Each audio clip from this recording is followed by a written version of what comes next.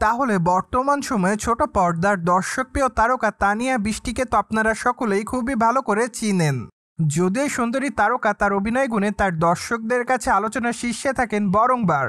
পাশাপাশি তিনি তার কেরিয়ার একাধিক নাটকের মধ্যে উপহার দিয়েছে তিনি তার দর্শকদের। তাই তো বলাই বাহুল্য যে বর্তমানে দর্শকদের কাছে দর্শকপ্রিয়তার শীর্ষে রয়েছে এই সুন্দরী তারকা।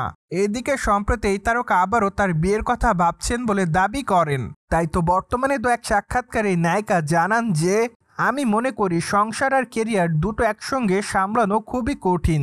তাই যখন বিয়ে করব ঠিক তখনই অভিনয় ছেড়ে সংসারের দিকে মনোযোগ দিতে চাই আমি। পরিবার আর জীবন সঙ্গীকেই তখন সবথেকে বেশি সময় দিব। তাছাড়া কবে এই তারকা বিয়ে করবে সে বিষয়টি অবশ্য এখনও চূড়ান্ত করেনি তিনি। কিন্তু নায়িকা জানিয়েছে যে আগামী 5 বছর অভিনয় পুরোপুরি সক্রিয় থাকতে চান তিনি। ঠিক এরপরে অবশ্য বিয়ে করে সাংসারিক জীবন শুরু করবেন এই নায়িকা। যদিও দেশে নয় বরং বিদেশেই সেটেল হওয়ার ইচ্ছা রয়েছে এই সুন্দরী তারকার। ফলে অনুমান করা যাচ্ছে যে হয়তো তিনি দেশের বাইরের কাউকেই বিয়ে করতে পারেন।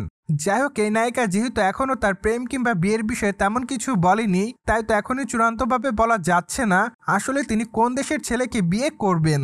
কিন্তু অভিনেত্রী দাবি করেন যে এখনও তিনি কোনো পাত্রের খোঁজ পাননি।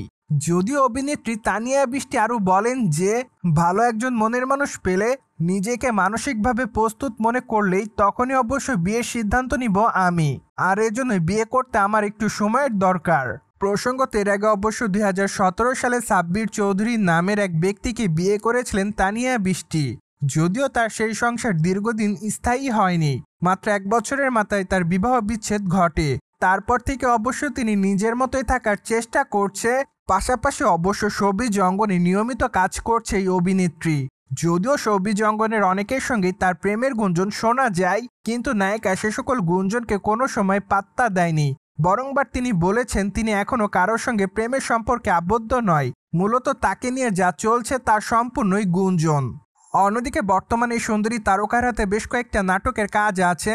তাই তো বলাই বাহুল্য যে সে সকল নাটকের শুটিংয়ের কাজ হয়তো খুব শীঘ্রই শুরু করবেন তিনি।